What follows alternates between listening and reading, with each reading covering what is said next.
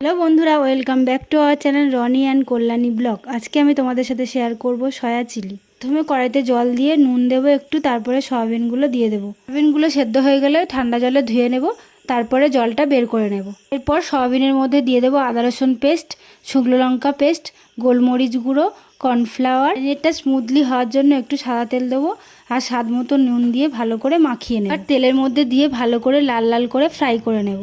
করার সময় গ্যাসটা হিটে রাখতে হবে যাতে কোটিংটা না ছেড়ে যায়। পর ওই তেলের মধ্যে দিয়ে দেবো আদা রসুন কুচি, পেঁয়াজ আর ক্যাপসিকাম, আর দেবো কাঁচা লঙ্কা কুচি, টমেটো সস। বন্ধুরা, সসটা যখন দেবে তখন যেন গ্যাসটা লো ফ্লেমে থাকে। এরপর দিয়ে দেবো সয়া সস, একটু ভিনিগার আর গোলমরিচ গুঁড়ো। আর ভেজে রাখা সয়াবিনগুলো দিয়ে ভালো করে নাড়িয়ে নিয়ে স্বাদ মতো নুন দিয়ে দেবো। কর্নফ্লাওয়ার দিয়ে দেবো যাতে গ্রেভিটা আসে। তোমরা চাইলে ড্রাইও রাখতে পারো। তারপরে ওপর থেকে দিয়ে দেবো ধনেপাতা। তাহলেই রেডি হয়ে যাবে চিলি সয়াবিন। বন্ধুরা, দেখা হচ্ছে নেক্সট ভিডিওতে।